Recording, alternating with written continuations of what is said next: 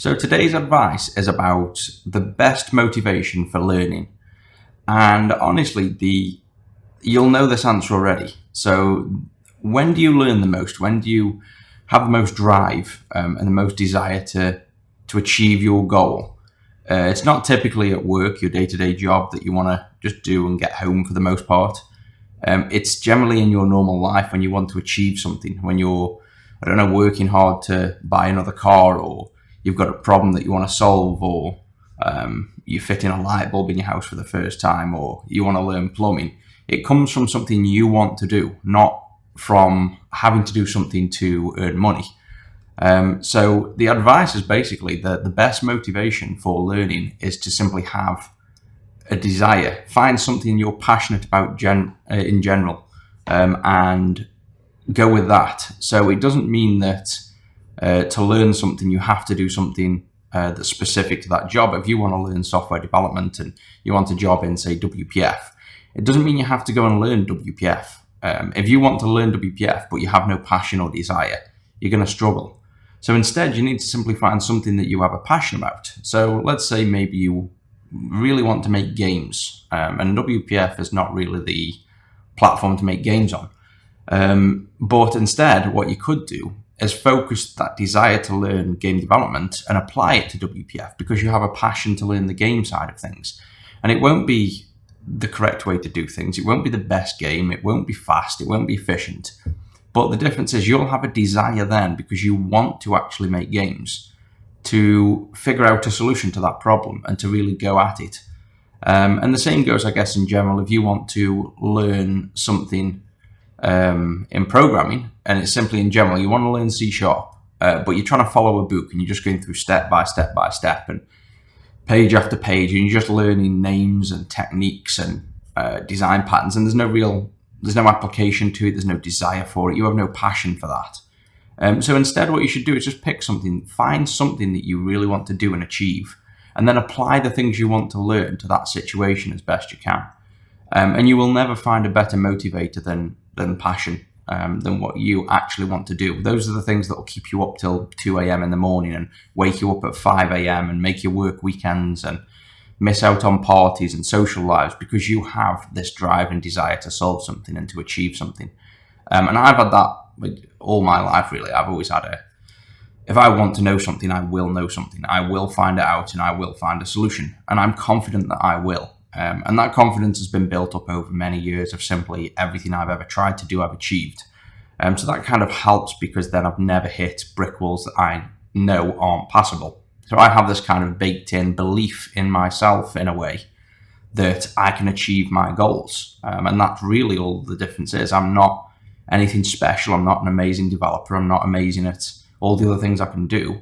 I simply believe I can do them. And I believe I'm always learning. I can believe I can achieve. But that's my passion. My passion and my desire simply comes from the general learning of something. I'm somebody that likes to simply learn a new task, learn a new technique.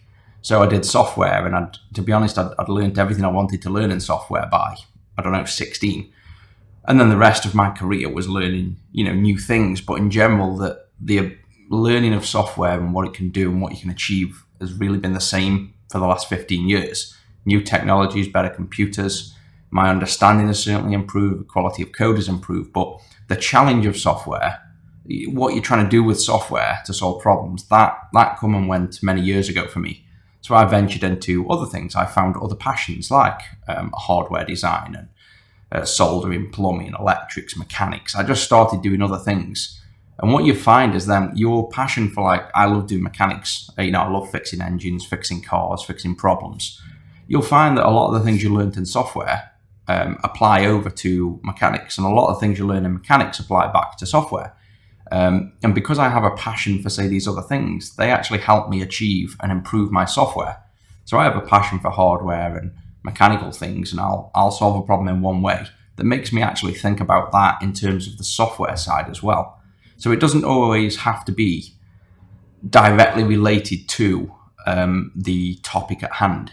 So if you're passionate about something that's nothing to do with software, then maybe you'll find that simply going at that kind of goal with your desire will help you think about software and achieve things in that way.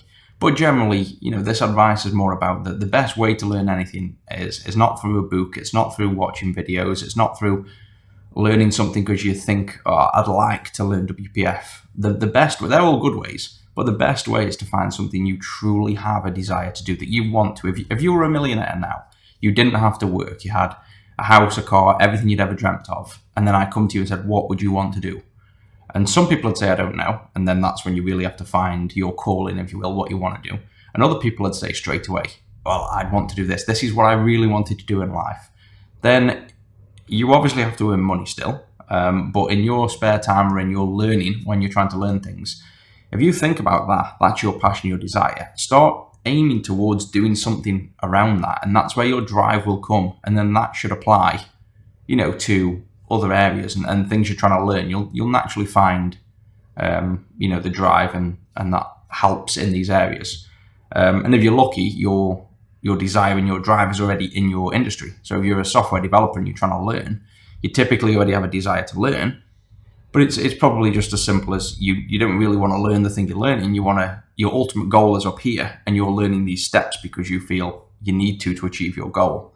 So if that's the case, then it might be more about simply cutting corners and jumping as much as you can to get to your goal, to give you this drive, and then go backwards and figure out all the steps that you jumped afterwards. But keep that motivation, keep that passion alive, and kind of follow your dreams.